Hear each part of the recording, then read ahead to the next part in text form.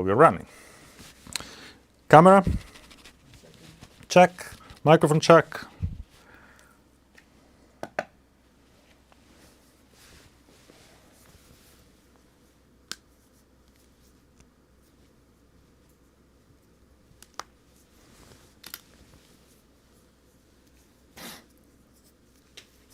Good?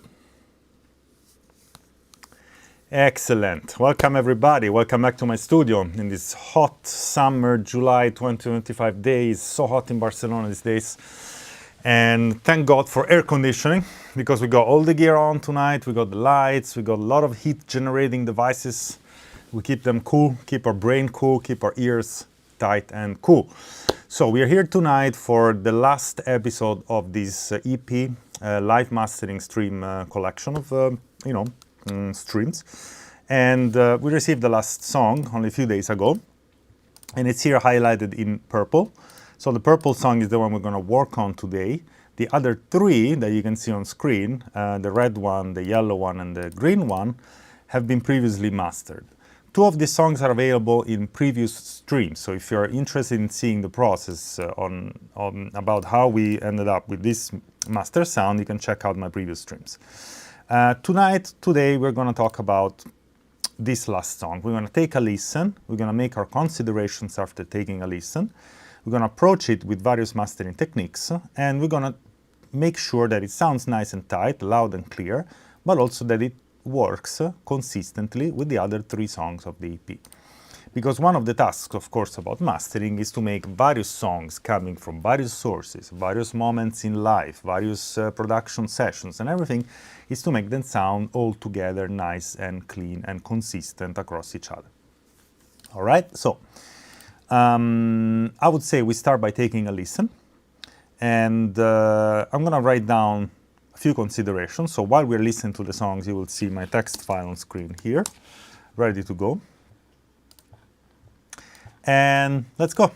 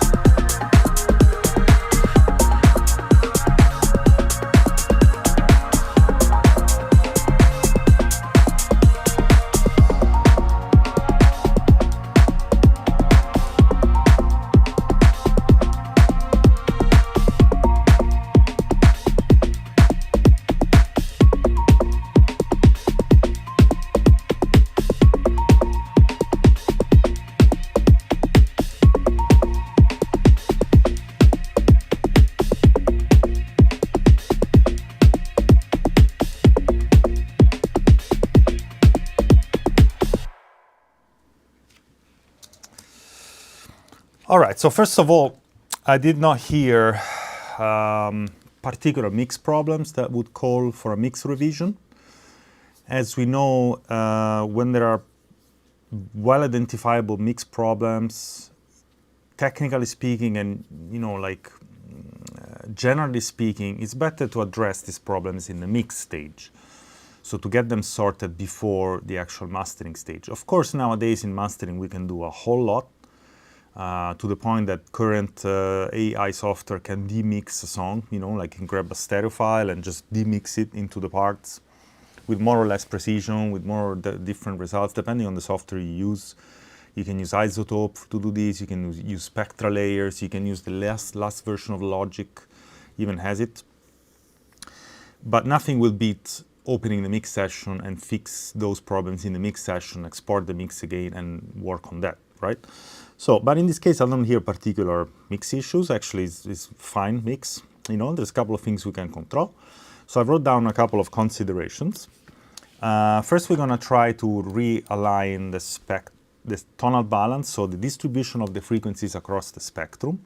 It sounds good, but there's a certain predominance of lows and low mids, not sub-region, but just lows and low mids, to the expense, besides the hi-hat, which seems to be quite sharp up in the top, the expense for, I say that, the predominance of the low and low mid frequencies makes everything else to sound a little bit more far away.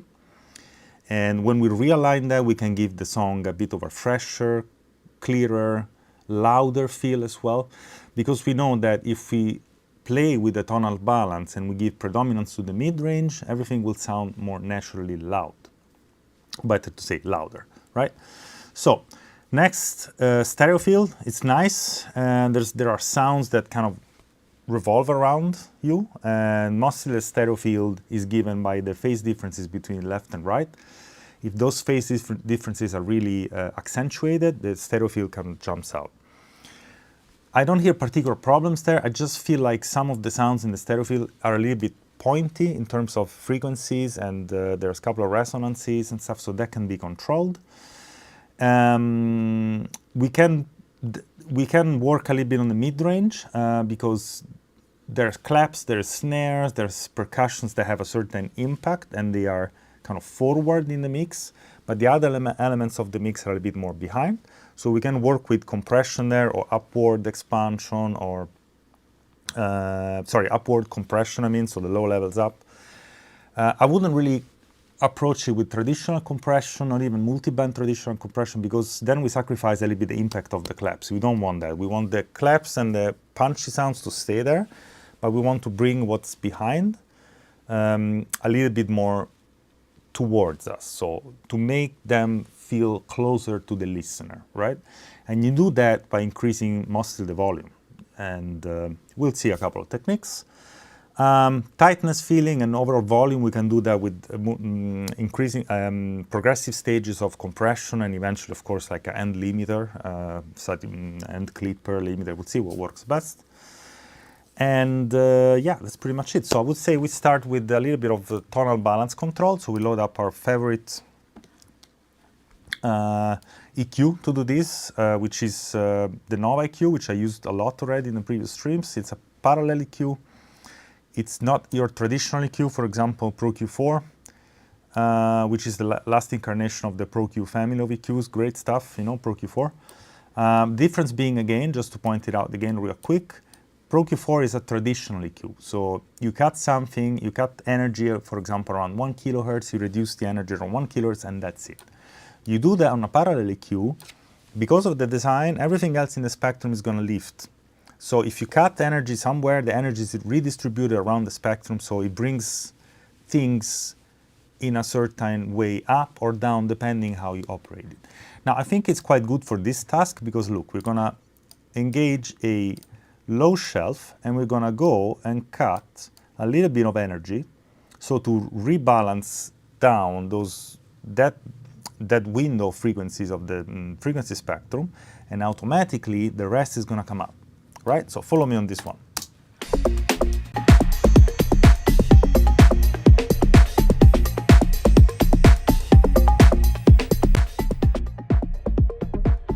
One thing I should say is we were listening to the pre-master, and the pre-master was normalized to 0 dB.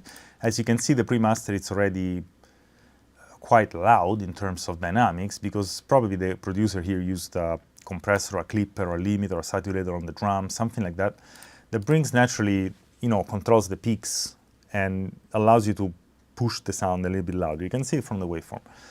As a matter of fact, the master that we're working on, the channel here below, you can see, in fact, that when you reduce the level of the waveform, it doesn't look much dynamic. I didn't say it doesn't sound dynamic, I said it doesn't look dynamic, meaning that the waveform is quite controlled already in terms of dynamic excursion, so how much dynamics are moving, typically the drums. For example, you hear claps, uncompressed, full-on transient claps will show like a real high peak.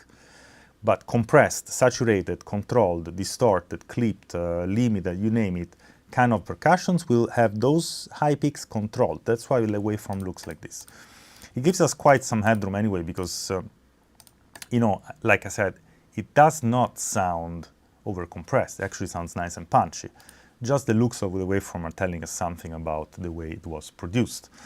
All right, so just to be sure, just to be clear, on this channel I've got the pre-master, on this one I've got the actual master, so we're gonna switch now. It's gonna sound a little bit softer, normal, but it's okay, we're gonna get the loudness back later, right? So let's go.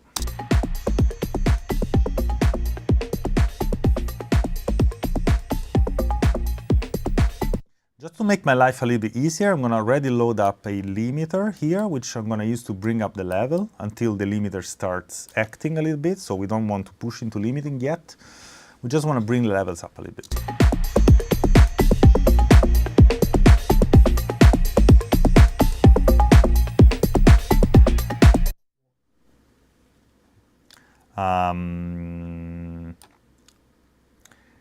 As you can see, I brought up the level so that the limiter is just starting to act a little bit. There is not much while limiting going on, even if the level is already quite loud, because of the fact that it was produced through a clipper limiter or something like that. So it's something that controls those peaks already, and it gives you this nice punchy and control kind of effect, auditory effect.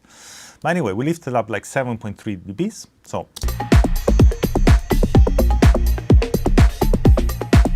the limiter is occasionally doing those 0.3, 0.4 kind of dBs of reduction. That's cool. But now we can switch back to the EQ and rebalance the spectrum of this material.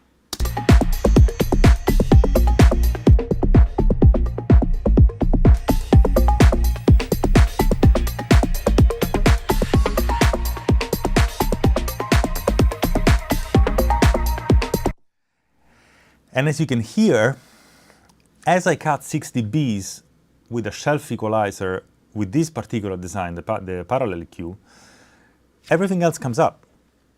I'm not losing volume or energy, because as I cut energy from one side of the spectrum, the other side automatically is brought up. And this is a great tool because it gives you the opportunity to rebalance the spectrum and maintain sort of the energy consistent, right?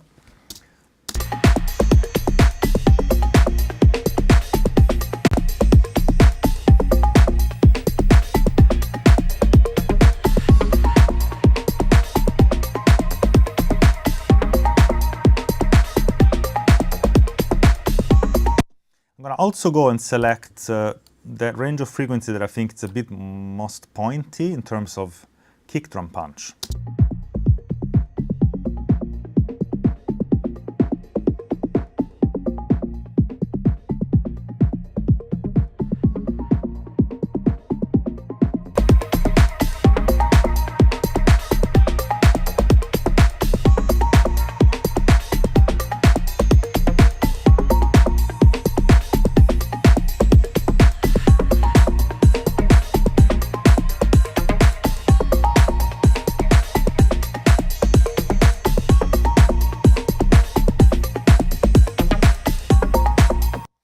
Okay, it's a good starting point. The hi-hat is a bit pointy there, but that's when you start using another EQ in combination, because the other EQ that follows, the Pro Q4, allows you to then counterbalance the effect of the previous EQ, meaning the previous EQ we used to kind of reduce the overall level of the lows and low mids, and also that boxy area of the kick drum and the bass there, so everything is now just a bit more balanced. But then we're going to use the next EQ to fix the hi-hat, give it a little bit more character, and it's a technique, you know, it's a technique that is used a lot, like use one EQ for a reason, another one for another reason. What I want to try though is to do it now in the box, then switch to the output and use the clean analog EQ here to cut some bass, and then the color tube EQ there to restore. Because when you push things on the massive passive, it sounds fat. So we're gonna cut some energy with the previous EQ, the Maselec, and then bring it up with the Manley, okay? But step by step. First we fix it in the box, and then we're gonna switch to the output. All right, let's go.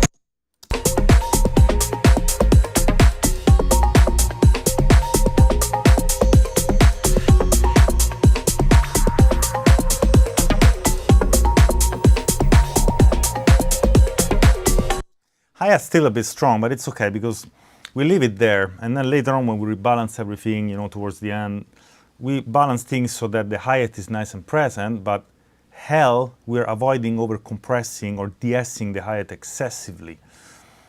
Because when you start to play with the dynamics of a percussive element, you alter the groove, you alter the funk, you alter the feeling of the movement of the music, and that's something you have to be careful with when you're playing with compression. Compression can totally kill the groove, the funkiness, the movement of the music, and make it sound a bit more boring. So it's important that the function of the hi-hat stays. We don't want to have it so penetrating to our ears, especially in the high end, right? So what else I'm going to do, I'm going to drop in Soothe, because Soothe is always like a great tool. And what I'm going to do with Soothe is to control the resonances of the stereo information. So I'm going to dial in a sidechain in Soothe that mostly deals with not the sum, but the difference of the signal between the speakers. So it's going to mostly deal with what happens to be in the stereo field, right? And with this, I want to control that lead floating sound that stays there most of the time along in the track. So let's take a listen.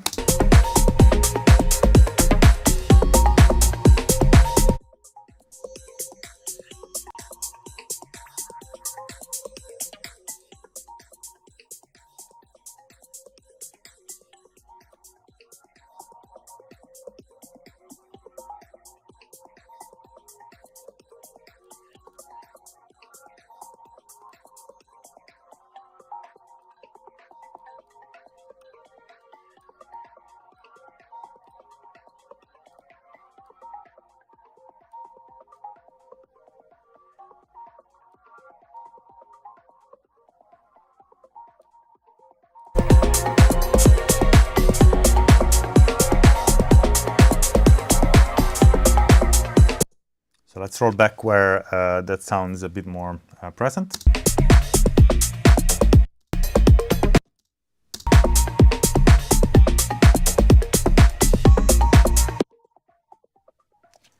This is what we are eliminating. This is what we are eliminating from the stereo field. So you want to be sure that it's just doing it just the right amount. And what I want to achieve is a little bit of control, just to have it not as pointy and not as, I would say, loud, you know.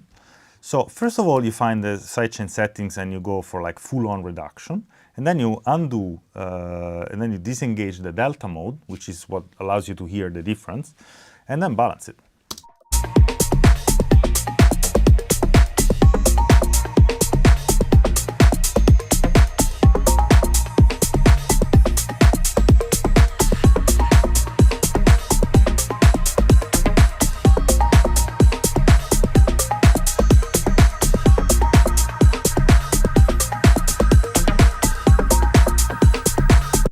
Now we're going to check if this sound also has presence in the sum, so in the center image.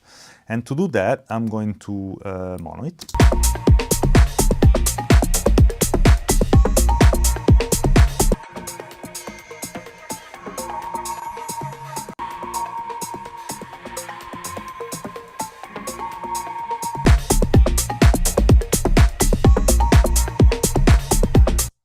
There is a little bit of it, so it makes sense to switch Soothe to a mid-side encoding mode, but also balance it so it's not 100% on the sides, it's also a little bit in the center. So you do that with this control here called balance, which turns between mid-side and left-right, depending on the modality here that you choose.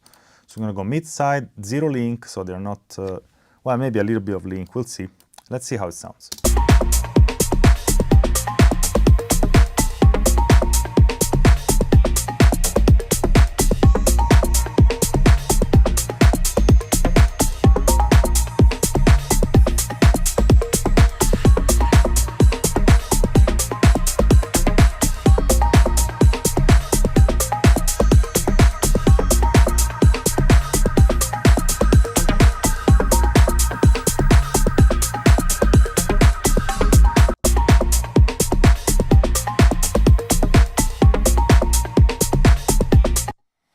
Gotta love Soothe, one of the most revolutionary audio plugins that came out in the last few years. I mean, there's a constant flux of audio plugins coming out on the market, but most of the time is it's just presenting the same concept, the same idea with a different sauce, a different look. Most of the time, just the look of the plugin. It can emulate this or that device, but truly revolutionary plugins are only a few that come out, you know, like year after year. Soothe is one of them.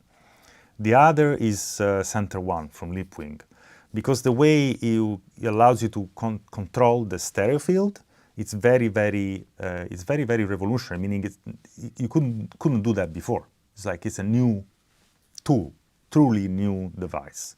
We're gonna probably use it to push a little bit the center, but just not yet. All right, so.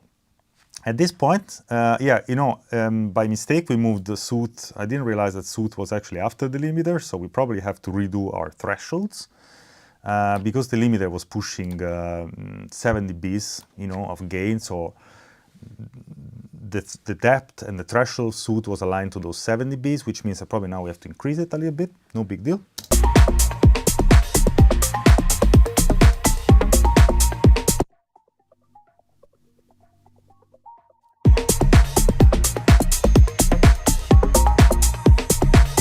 So it's now there, the sound, it's clearly audible. It doesn't point out like it did before.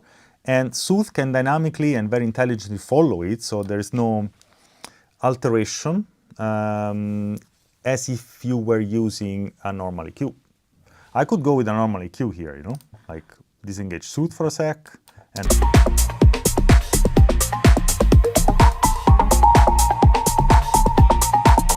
and isolate it. Cut it.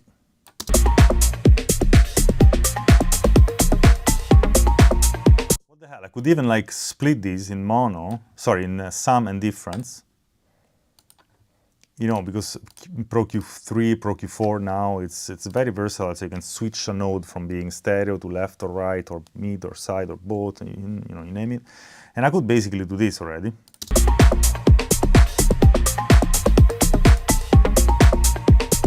But it's not going to be as smooth and as following the signal like the way Soothe does.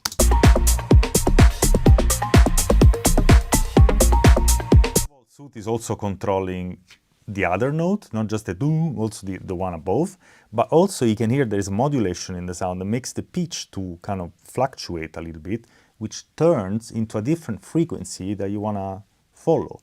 Soothe follows that frequency intelligently, and traditional EQ does not. Simple as that. So we're good. Now we're going to drop in the outboard. And why? Because I want to start playing a little bit with the analog EQs. So we're going to create a return channel, which I already have here below. The return channel is picking up the signal from input 3 and 4, which means that it's the return of my outboard loop. through the mighty Lavry Gold. So that's my clock, and that's my captured converter and everything. And we're going to send this out, minus the limiter, of course. We're going to send it out to output 7 and 8, because these are feeding my output rig. So monitor the input and should have it. Let's see what's going on. Probably it's a thing with the clock. Sometimes this happens with the converter. So let me reset the clocks, and they should sort it.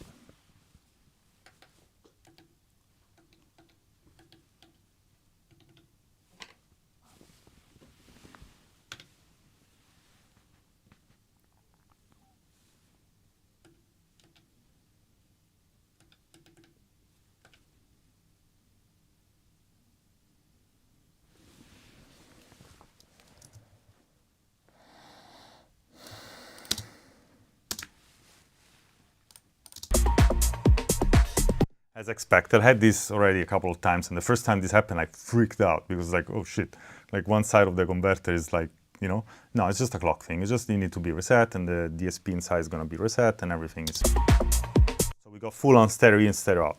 Now, what I want to do a little bit of analog EQ to begin with to accentuate the highs and fatten up a little bit the lows. What I would want to also do, before we forget, is load up another lip-wing plugin, which is also really cool. It's called Route 1. Because on Route 1, I want to fatten up the subs. Now, if you listen, if you play the song 1 second, if you look at the spectrum analyzer,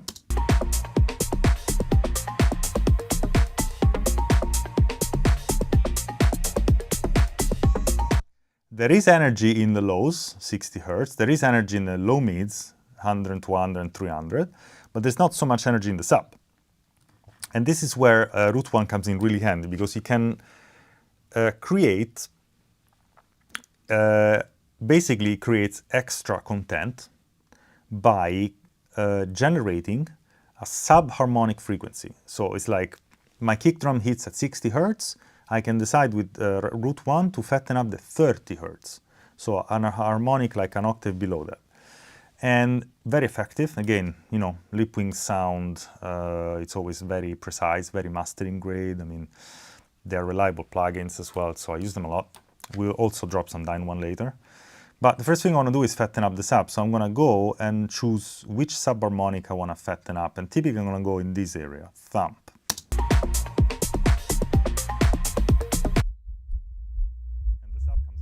Now you should follow this stream on headphones that have enough sub-extension, or speakers with enough sub-extension. If you do this on your MacBook, you won't hear what I'm playing now, simply because it's too low in frequency.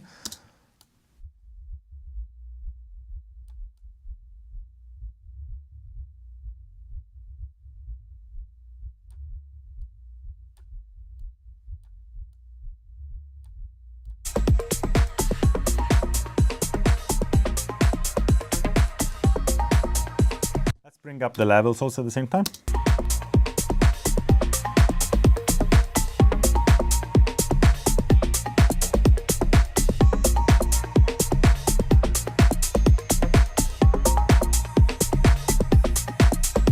You don't want to go exaggerated with this, because you just want to add a little bit of beef at the bottom. Okay, it shouldn't be super audible, but definitely feel like fuller, a bit fatter. You know, ultimately we're going to level it when we drop in the rest of the chain, so compression and limiting.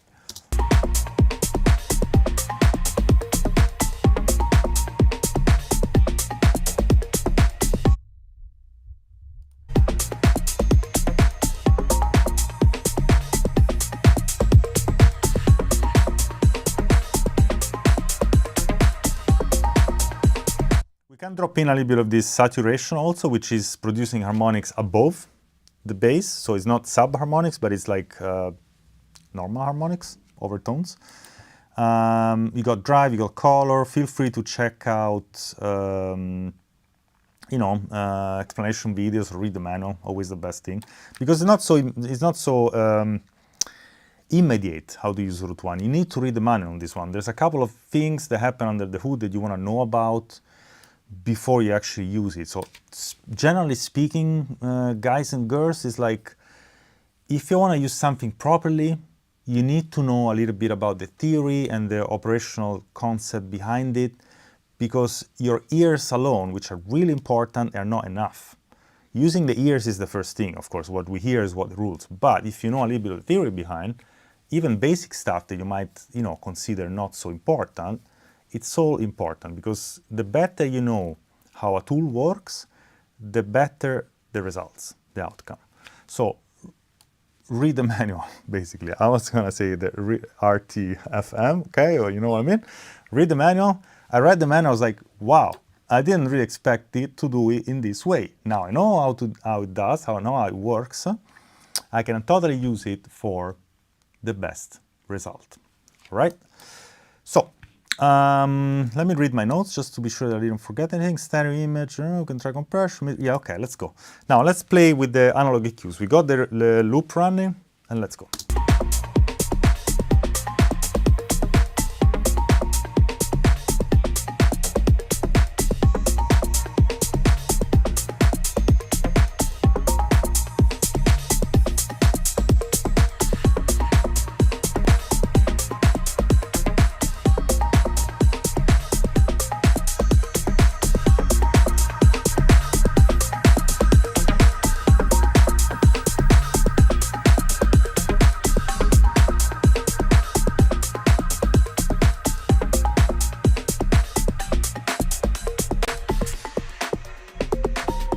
Busier moment of the song.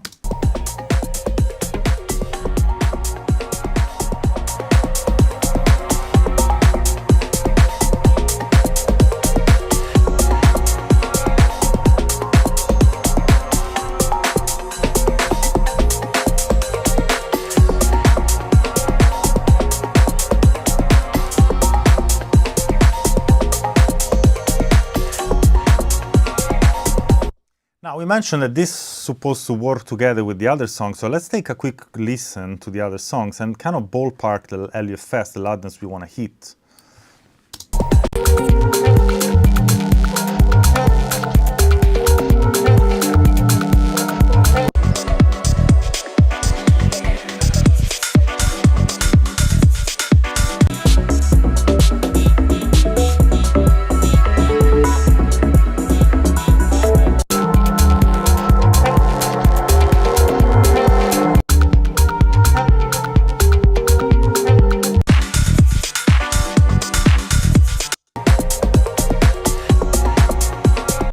So we're sitting around 8 LUFS with moments where the LUFS goes a bit louder, moments where it goes quieter, but the average should be around 8. So I set up my mark here in the LUFS read meter of Logic to 8, and then we're going to fluctuate around that. Typically what happens is that song is going on in, let's say there is not a particularly hot moment in the song, nor a particularly quiet moment, it's just your average moment in the song. LUFS should sit around there, and then those heavier moments where maybe the bass and the kick drum and the other instruments are filling up the spectrum, or there is a lot of mid-range, LUFS goes a bit up.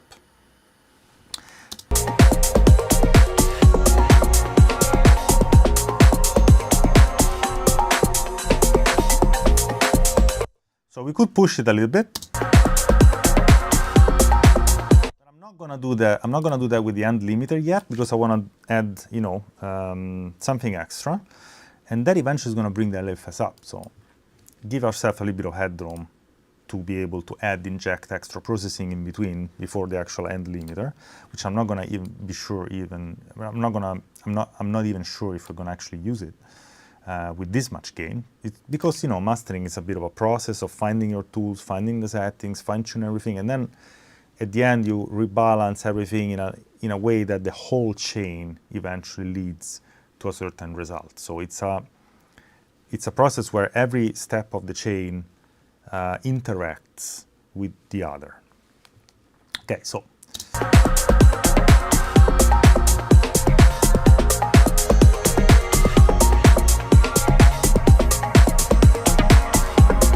Hi-hat is still a bit strong for what it is, so that's when this EQ comes in really handy as well. I'm going to bring the high end down.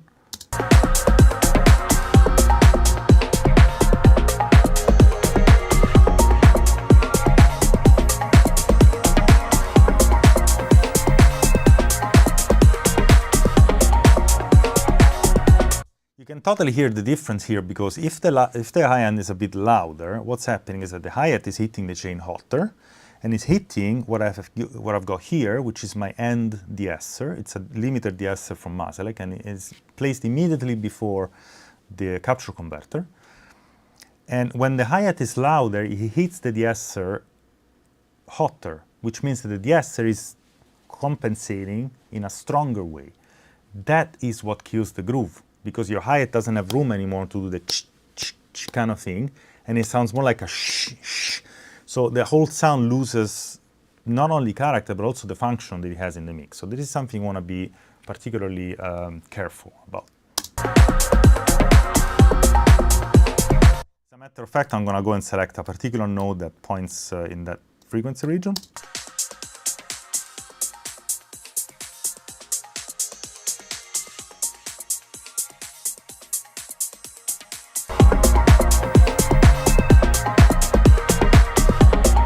EQ has the A-B thing, so you can A-B between two settings. So we can do A one setting, B another setting, where we mute this and that node that we just added. Listen to the difference.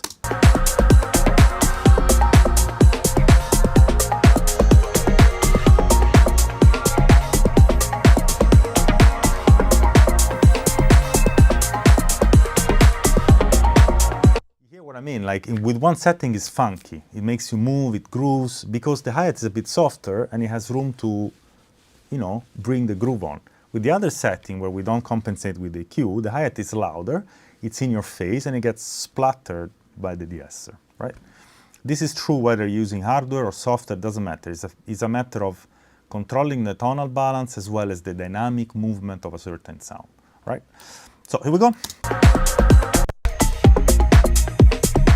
In the excitement, so we bring in a little bit of the analog EQ by cutting stuff and boosting it in the Manley Massive Passive.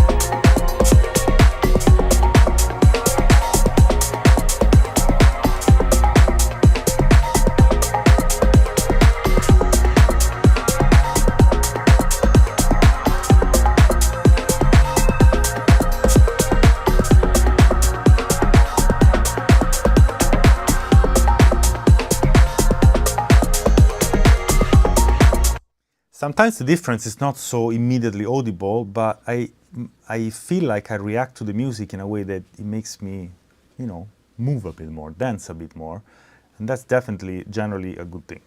So what we did, cut a solid 3 dB on the Maselec EQ,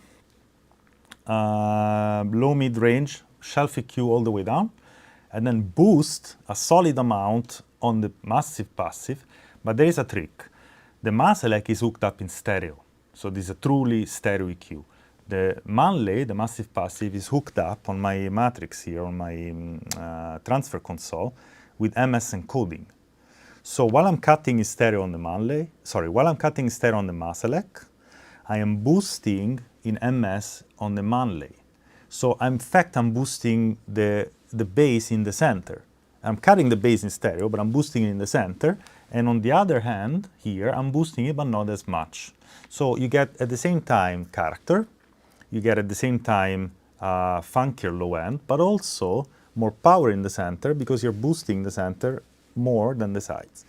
What else I'm going to add here, it's another really cool tool called Basslane Pro from Tom Projects. I mean, there's a couple of brands out there that you surely want to check out. You know, if you want to do accurate mastering grade audio work, some brands offers like a guarantee in terms of how the plugin sounds or how the plugin reacts and how usable it is. And there's a few brands out there. There's Lipwing, like I mentioned, there's Tone Projects, there's DMG Audio, excellent stuff, and several of the others, but these three are definitely, like in the ballpark of what I would carry with me if I had to choose only a few tools to do mastering with. These few brands, maybe probably also FabFilter, because it's also great stuff, and not to mention TDR. So these couple of brands, this bunch of few brands are guaranteed quality. All right, so on Baseline Pro, what I'm going to do is control the sub to be sure that it's centered. Also, I'm just want to check, because sometimes you don't need to do that. You don't have to do that by default. You can also just check and see and try to hear if you have an improvement. What is good about this plugin is that it gives you a representation of the stereo information, especially in the lows.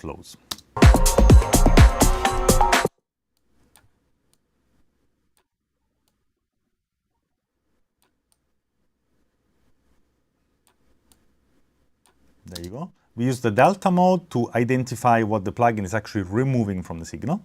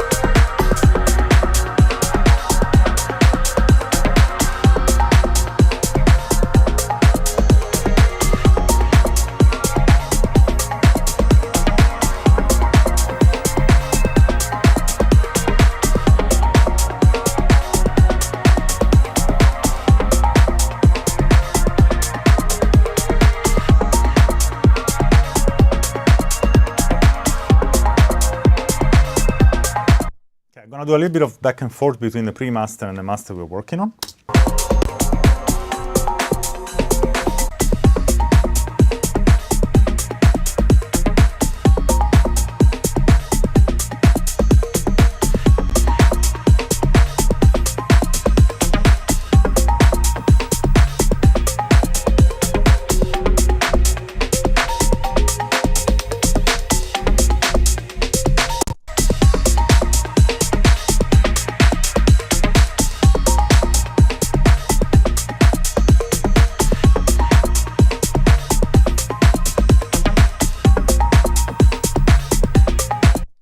Last but not least, we're going to add a little bit of stereo control, and to do that we use DMG Multiplicity.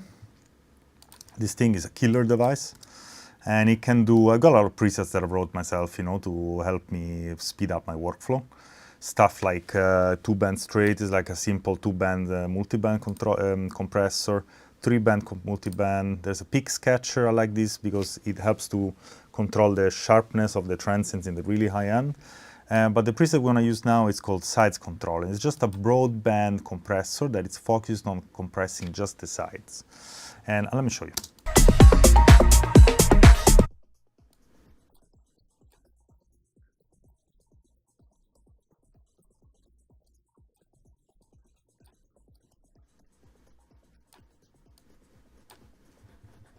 So what I'm doing, basically, I'm gently massaging the sides so they stay a bit more in their place.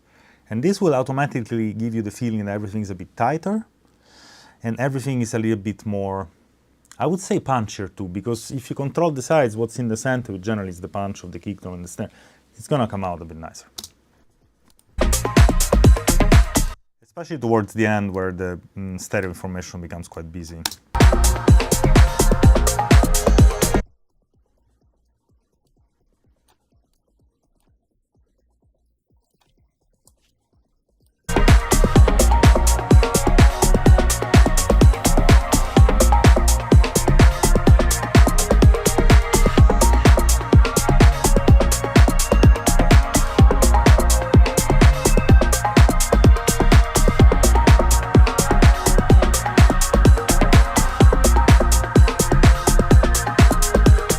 That's the other note that I wrote about the mid-range. Here we can try some compression on mid-range to bring up the detail there.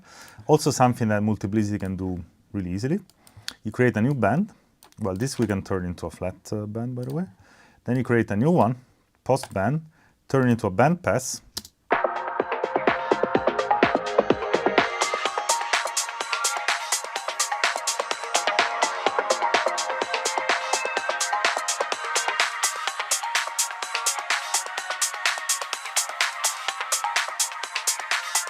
You see, in this section where you have mostly the hi-hat and the clap, but what's behind it can use a little bit of extra, you know, make it sound a bit more audible, I would say. So that's when you switch to advanced mode and tweak the ratio below. This is gonna do upward, the correct term here would be upward compression. Why? Because you're leaving the high levels untouched and you're grabbing the soft levels and you're bringing them up. And because you do that, you are compressing the dynamic range. But you're not compressing the dynamic range in a traditional way where you compress from the top down. So you grab your loud sounds, you reduce them, and then bring everything up. You're doing rather loud sound not touched, softer sounds brought up. You're still compressing because you see the dynamic range gets smaller, but you're doing it in a real different way. It's something that's a bit more subtle and can lead to great results. So check it out.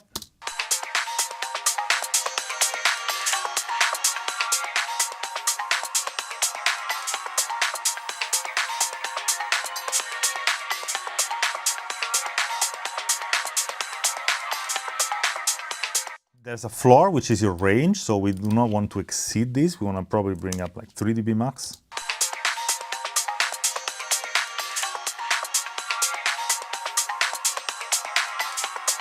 Let's see how this sounds in the mix.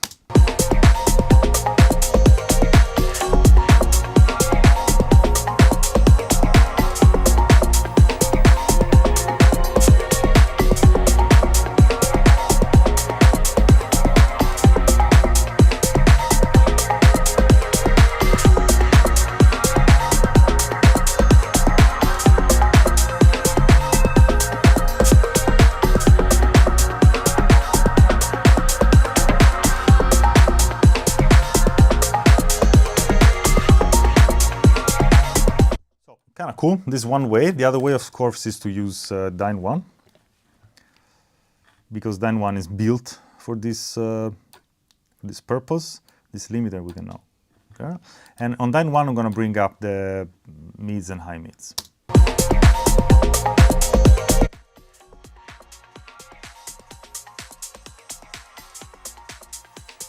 I don't want much of the hi-hat to be there, so I'm going to adjust the crossovers.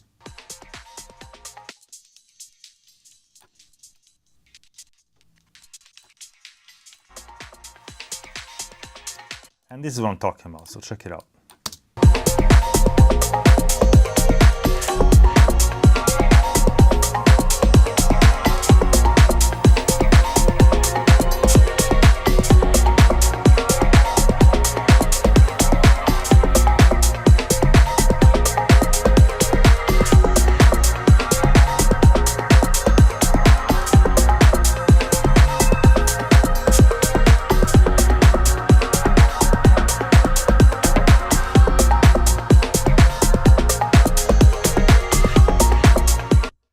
Always cool Dyne 1. Now, to be precise, Dyne 1 is not doing upward compression. It's doing traditional parallel compression, but it's a multi-band, so it's a multi-band parallel compressor, which means that each band is going to compress a lot and then blend in with the dry signal.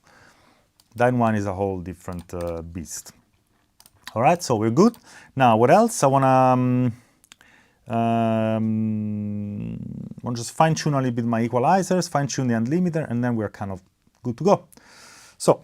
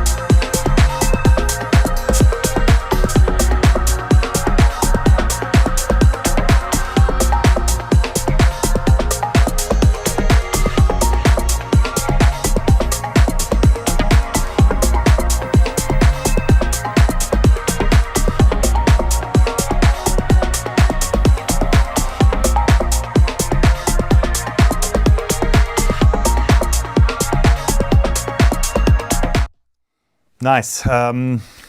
Cross comp. I wrote in my notes, give tightness feeling, okay? And there is this particular device that I have, this cross compression EQ from Golly. Brilliant guy. I've got a couple of units from him, this EQ, which is a PG type, Porter Grinder style EQ. Very musical, very clean, fantastic EQ. In fact, is at the beginning of my chain. I use it all the time. But I also have this cross comp, which is low band, high band, shelf bell type of EQ, but it's dynamic. So you can do EQ cuts and boosts, but you can also do dynamic EQ cuts and boosts. But also it's cross comp, so it will distribute the energy of the lows into the highs and the highs into the lows. So when you're compressing the lows, expands the highs. When you're compressing the highs, expands the lows. It takes a little bit of playing, and it took me a little bit of time to get to use it well and learn it. And now, every time I use it and it works, it injects this extra untangible vibe to the music, because it makes the highs and the lows start to interact in a very musical way. So check it out with me. I'm going to disengage it and engage it, and you will hear what I mean. It's not like a night and day, but it's definitely much funkier, much more captivating when you find the right settings, and it does work with the program, because it doesn't do that all the time, but with this material, most of the time. So check it out.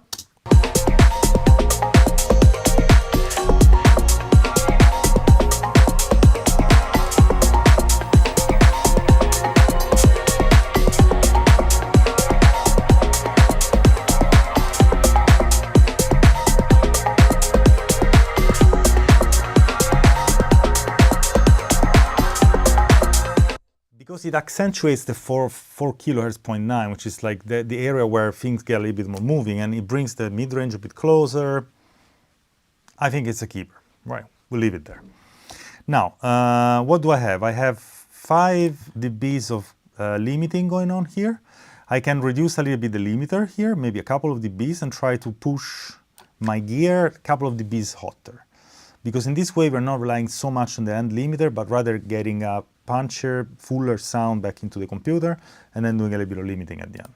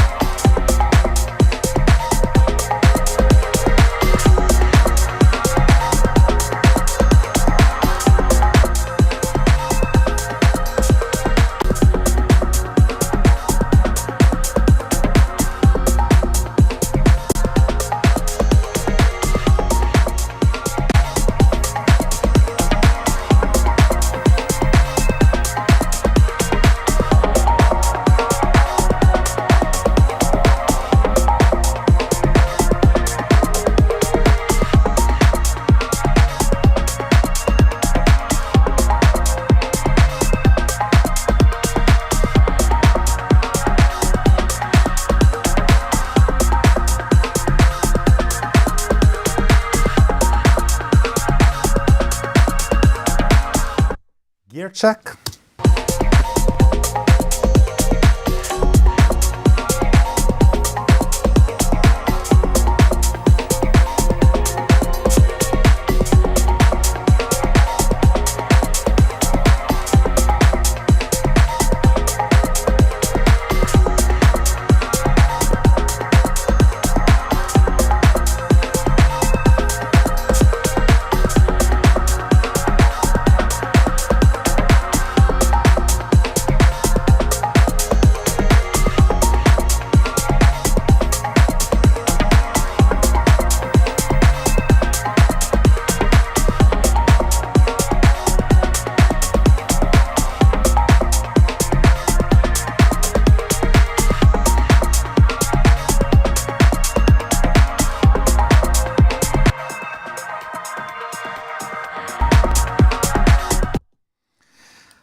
Center one.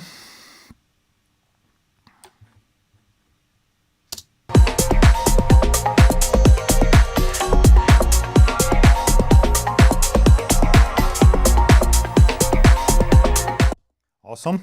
Why is center one very useful here? Because center one is going to allow you to manipulate the stereo and the center in an untraditional way. It's not MS encoding. It really, like, the simplest way that I can think of it is whatever I hear that sounds there on the sides, I can bring it down. Whatever I hear that sounds in the center, I can push it or bring it down.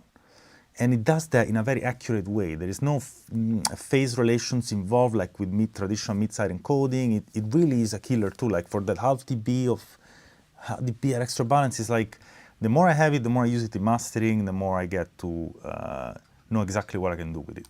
Again, read the manual. All right, so here we go. Let's do a little bit of check against the pre-master and check against the other songs, but I think we're pretty much there.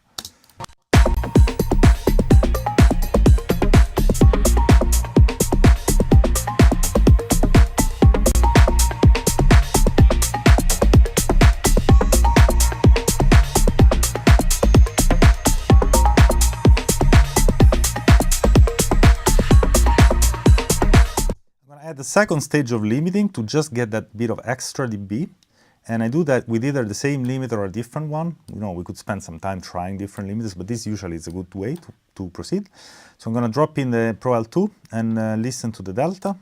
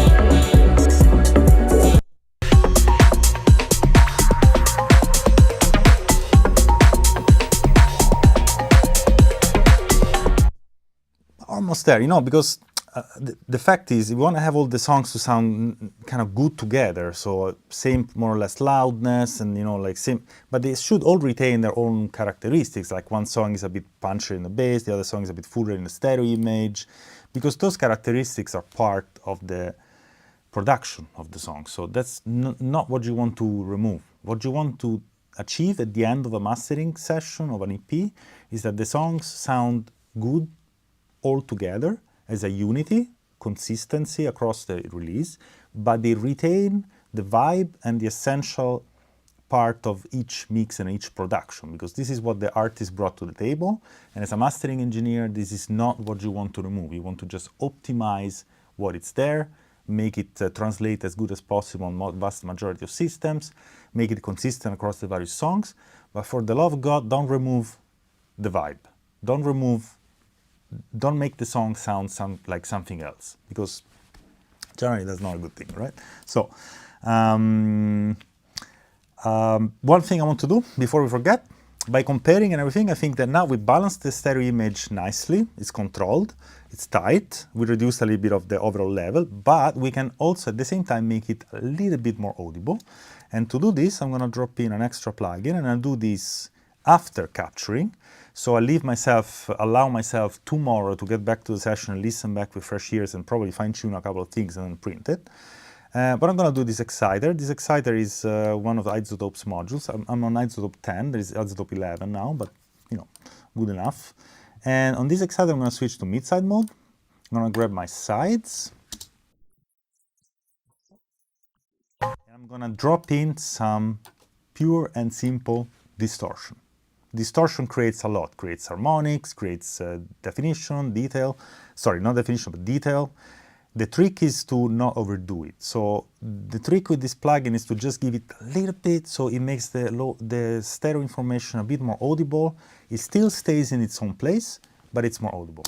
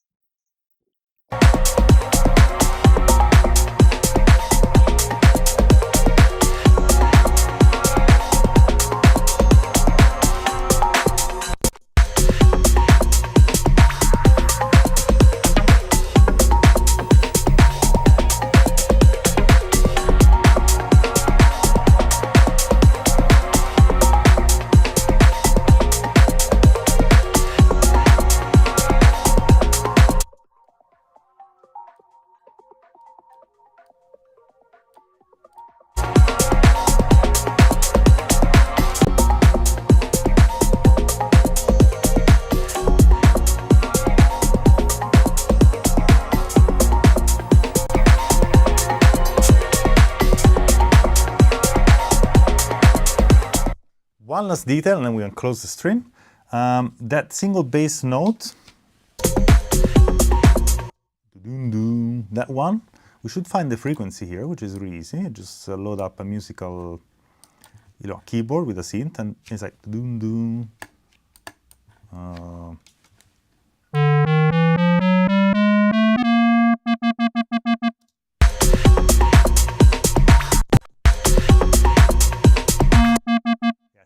It's a B flat, right? So the easiest way to fix this is to go to your EQ. B flat, bring up a node, tune it on B flat, and probably you need to find the octave, because it's a bass note, so it's not sub, it's somewhere here, I think, like probably 116. Let's see.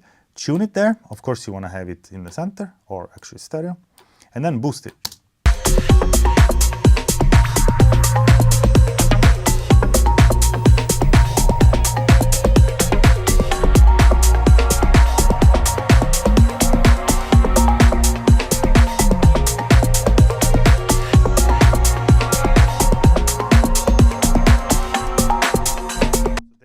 Some information there. We're gonna bring this down a bit. Actually, we're gonna level it to 0. We're gonna drop in an extra node, which is a node here at 58 Hertz. And I'm gonna do this on headphones. So I'm gonna leave the stream on, but I'm gonna lower my speakers so you guys can hear it. But I'm gonna check on my headphones here. Always good check on headphones. Phonon, by the way, SB02, SBM02. Took me a while to find a pair of headphones that I would just like the way they sound, and they're just, reliable, and, headphones are like speakers. You gotta spend time, try as many as you can, and the ones we connect with, stick to them and don't change. All right, so I'm gonna check on this one.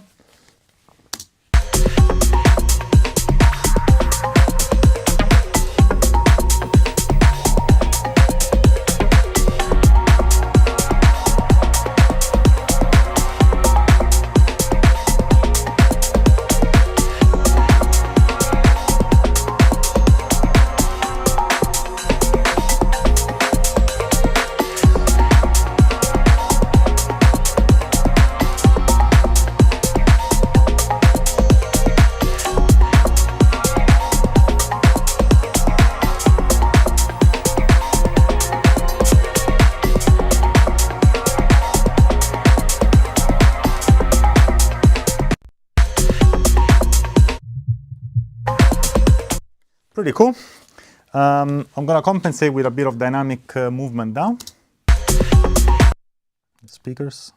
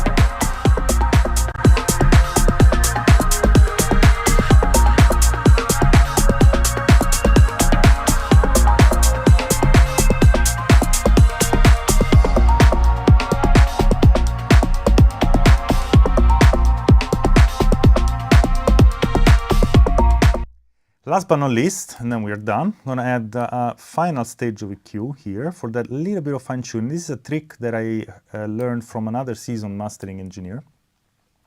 And in simple words, where EQ is one of the most powerful tools. So a little bit of EQ at the beginning of the chain, at some point in the chain, and typically at the end, just before the end limiter, can really improve the sound a whole lot. So that's why I drop in a little bit of EQ just before the end limiter to fine tune, and what I'm missing a little bit is that mid-range. I'll show you.